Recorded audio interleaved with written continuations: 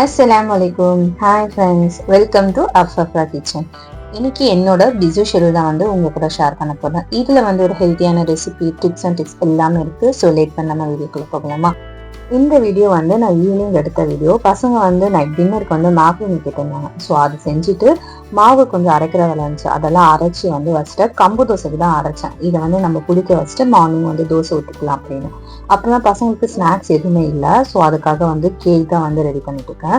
அதுக்கு வந்து நான் ஒரு மிக்ஸி ஜார் எடுத்துருக்கேன். அதில் வந்து 2 முட்டை, 1 கப் வந்து நாட்டு சக்கரை ஆட் பண்ணுறேன். நான் போடுற அளவுலாம் நீங்கள் கரெக்டாக நோட் பண்ணிங்கன்னா கேக் வந்து நல்லா பர்ஃபெக்டாக வரும். கொஞ்சமாக வந்து பேக்கிங் பவுடர், ஒரு 1/4 ஸ்பூன் வந்து பேக்கிங் பவுடர், ஒரே ஒரு சிட்டிகை பேக்கிங் சோடா, 1/2 கப் வந்து எண்ணெய், 1/2 கப் வந்து பால், வெண்ணிலா எசன்ஸ், இது எல்லாமே போட்டு நல்லா வந்து பிளெண்ட் பண்ணிடுறேன்.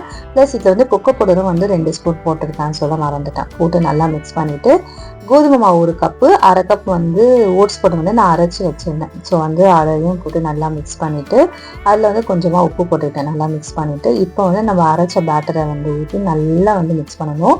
எப்படின்னா வந்து நல்லா வந்து ஃபோல்டு பண்ணுற மாதிரி வந்து பண்ணணும். இல்லைன்னா வந்து மாவு வந்து நல்லா ஊற்றி சாஃப்டாக வராது கேக்கு. இப்போ வந்து நல்லா ரெடி ஆயிடுச்சு. இப்போ ஒரு டின்னில் வந்து பட்டர் ஷீட் போட்டுட்டு நான் வந்து இந்த சின்ன டின்னை எடுத்துருக்கேன். போட்டுட்டு பேனில் தான் செஞ்சுருந்தேன். அதில் வந்து செய்ய முன்னாடி ஒரு 10 நிமிஷம் முன்னாடி வந்து பேனை வந்து ரீஹீட் பண்ணிவிட்டு, கடையை ரீஹீட் பண்ணிவிட்டு, இப்போ கீழே ஒரு ஸ்டாண்டு, அதுக்கு மேலே கொஞ்சம் ஒரு தூக்கி வைக்கிறதுக்கு இன்னொரு ஸ்டாண்ட் வச்சுட்டு இதை வச்சுட்டேன். இதை வச்சு கிட்டத்தட்ட 45 மினிட்ஸ் வந்து எனக்கு ரெடி ஆயிடுச்சு. நிறைய பேர் வந்து பேனில் எப்படி செய்யணும்னு தெரியலன்னு சொல்லியிருந்தாங்க. ஸோ அதுக்கு தான் வந்து நான் பேனில் செஞ்சு காமிச்சிருக்கேன். மேக்ரோனியும் வந்து நல்லா ரெடி ஆயிடுச்சு. ஸோ அது வந்து கேக் வந்து ஸ்லோலியே வச்சுட்டு மேக்ரோனி வந்து சாப்பிட போயிட்டோம். ஸோ மேக்ரோனிலாம் சாப்பிட்டுட்டு கிச்சன் ஃபுல்லாக க்ளீன் பண்ணிவிட்டு கேக்கும் ரெடி ஆயிடுச்சு. இந்த மாதிரி ஒரு ஷார்ப்பான டூலை வச்சு நீங்கள் குத்தி பார்த்தீங்கன்னா கேக் வெந்துருச்சான்னு தெரியும். இவைகள்னா இன்னும் ஒரு 5 மினிட்ஸ் வச்சு எடுத்தோன்னா ரெடி ஆகிடும். இப்போ எடுத்துட்டு இதை வந்து நல்லா ஆற விடணும். நைட் வந்து ரொம்ப லேட் ஆயிடுச்சு. ஸோ 10 மணிக்கு மேலே ஆயிடுச்சு. அதனால் வந்து நான் என்ன பண்ணேன்னா கேக்கை வச்சுட்டு மார்னிங் கட் பண்ணிடலாம் அப்படின்னு சொல்லிட்டு கேக்கை வந்து நல்லா ஆறதுக்காக வச்சுட்டேன். பசங்க வந்து ஏதோ வந்து எபிசோட்ஸ் வந்து டிவியில் பார்த்துட்டு இருந்தாங்க. பார்த்தா 10:05 ஆயிடுச்சு. ஸோ டிவியில் ஆஃப் பண்ணிவிட்டு அவங்க தூங்க போயிட்டாங்க. இது மார்னிங், நெக்ஸ்ட் டே மார்னிங் எடுத்த விலாகு. மார்னிங் வந்து கேக் நல்லா ஆறிச்சு. நான் டப்பாவில் போட்டு மூடி வச்சுருந்தேன். ஸோ அது எல்லாமே வந்து பீசஸ் போட்டு கட் பண்ணி பசங்களுக்கு வந்து ஸ்நாக்ஸ்க்காக ரெடி பண்ணிட்டேன். இந்த பசங்க வந்து ஸ்கூல் போகணும் நெக்ஸ்ட் டே. ஸோ அதுக்காக வந்து சமையல் ப்ரிப்பரேஷனை வந்து ஸ்டார்ட் பண்ணிட்டேன். கேக் வந்து சரியான சாஃப்ட்டு. நான் எக்ஸ்பெக்ட் பண்ணவே இல்லை இவ்வளோ டேஸ்ட்டாகவும் இவ்வளோ நல்லா உள்ளே வந்து நல்ல ஜூஸியாகவும் இருந்துச்சு. ஸோ டக்குன்னு கேக் எல்லாமே வந்து கட் பண்ணிவிட்டு பாக்ஸில் போட்டு பசங்களுக்கும் வந்து ஸ்நாக்ஸ் பாக்ஸில் வந்து போட்டு மூடி வச்சாச்சு. ஒரு ஸ்நாக்ஸ் வேலையும் முடிஞ்சிருச்சு எனக்கு.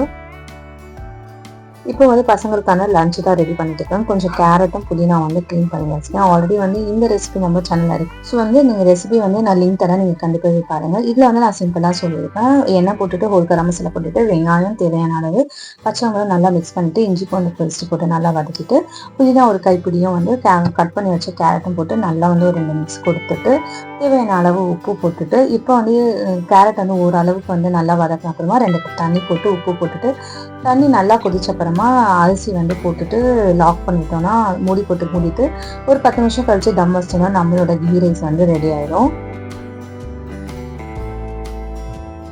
அதுக்குள்ளே வந்து நான் வந்து சால்னா செய்கிறதுக்கு கீ ரைஸ், கேரட் போட்டு கீ ரைஸ் செஞ்சுட்டு இது தொட்டுக்கு சாப்பிட்ற மாதிரி சால்னா வந்து மட்டனை வச்சு செஞ்சிடலாம். ஒரே ஒரு முள்ளங்கி இருந்துச்சு ஃப்ரிட்ஜில். ஸோ அதை போட்டுட்டு வந்து மட்டன் முள்ளங்கி குழம்பு மாதிரி வச்சிடலாம் அப்படின்னு சொல்லிட்டு வெங்காயம்லாம் நறுக்கிருந்தேன்.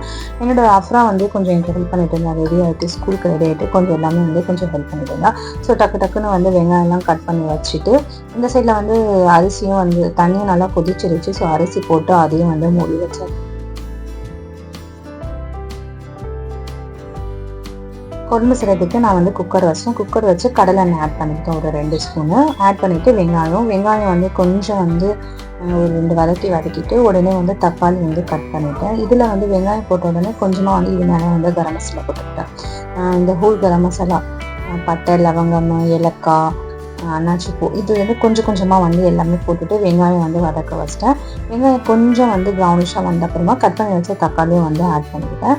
இப்போ 2 வெங்காயம் எடுத்தேன்னா நான் வந்து 1.5 வந்து தக்காளி எடுத்துருக்கேன். புளிப்பு வந்து அதிகமாக வேணாம் அப்படின்னு சொல்லிட்டு நல்லா மிக்ஸ் பண்ணிட்டு க்ளீன் பண்ணி வச்ச வந்து மட்டனையும் வந்து போட்டாச்சு. மட்டனை போட்டுட்டு ஒரு 2 மிக்ஸ் தான் பண்ணேன். மட்டனை போட்டு 2 மிக்ஸ் பண்ணிவிட்டு கொஞ்ச நேரம் வந்து அந்த மட்டனோட தண்ணி வந்து எல்லாமே வந்து வத்துறதுக்காக வந்து மூடி போட்டு மூடி வச்சுட்டேன். அந்த டைம்ல வந்து நான் பசங்களுக்கு வந்து மற்ற வேலை தலை வர்றது மற்ற ரெடி பண்ணுற வேலைலாம் வந்து பண்ணிட்டேன். இப்போ வந்து தண்ணி வந்து கொஞ்சம் நல்லா வத்தின அப்புறமா ஒரு ஸ்பூன் வந்து இஞ்சி பூண்டு பேஸ்ட் வந்து ஆட் பண்ணிக்கிறேன். என்கிட்ட அந்த டைம் பார்த்து இஞ்சி பூண்டு பேஸ்ட்டு சுத்தமாக இல்லை. ஸோ வந்து ஃப்ரெஷ்ஷாக வந்து அரைச்சி தான் போட்ட மாதிரி இருந்துச்சு.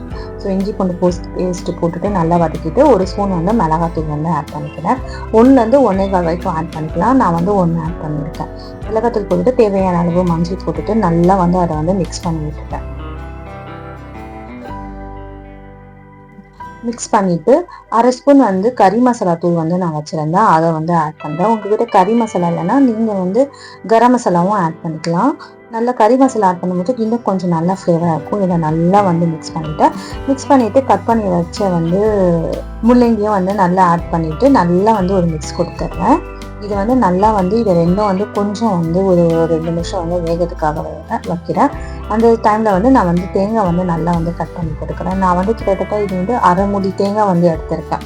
இப்போ பத்தலை சொல்லும் போது ஒரு 5 பத்தை வந்து எடுத்திருக்கேன். இதை நல்லா கட் பண்ணி போட்டு இதில் வந்து ஒரு 7லேருந்து 8 முந்திரி வந்து ஆட் பண்ணிவிட்டு தண்ணி போட்டு நல்லா வந்து அரைச்சி பாலாக எடுத்துக்கிறேன்.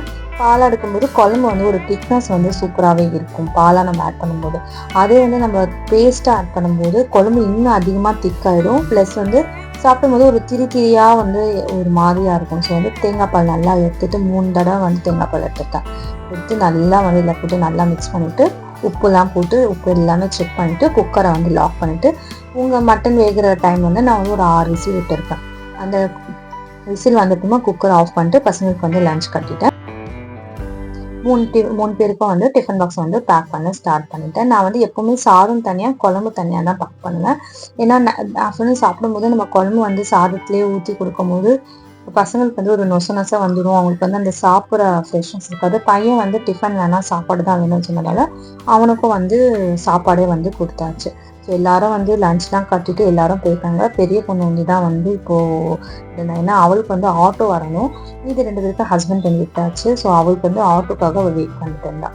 எல்லாரும் போன அப்புறமா வீடு ஃபுல்லாக வந்து அலங்கோலமாக இருந்துச்சு. எல்லாமே வந்து கடன்னு வந்து எல்லாமே வந்து செட் பண்ணிட்டேன். பசங்க போனதும் கொஞ்ச நேரம் வந்து ரெஸ்ட்டெல்லாம் எடுத்துகிட்டு எல்லாமே க்ளீன் பண்ணிவிட்டு எல்லா வேலையும் முடிச்சுட்டு ஃபைனலாக எனக்கான டீ வந்து போட்டு குடிச்சிட்டேன். எல்லாமே குடிச்சு ஷிங்கில் வந்து ஒரு சாமான் கூட இல்லை. ஏன்னா பசங்க இருந்துச்சுன்னா எப்போவுமே ஷிங்கில் வந்து சாமான் வந்து இருந்துக்கிட்டே இருக்கும். ஸோ வந்து எனக்கான டீ போட்டு கொஞ்ச நேரம் வந்து ரிலாக்ஸாக வந்து உட்காந்துட்டேன்.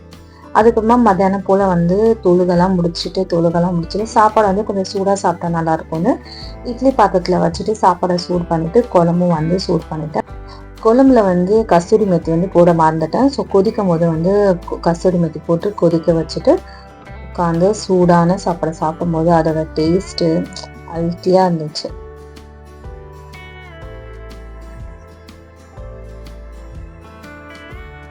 நானும் ஹஸ்பண்டும் வந்து சாப்பிட்டு முடிச்சுட்டு அதுக்கப்புறமா வந்து பசங்களை வந்து ஸ்கூலுக்கு வந்து கூப்பிட வந்து ஹஸ்பண்ட் போயிட்டாங்க.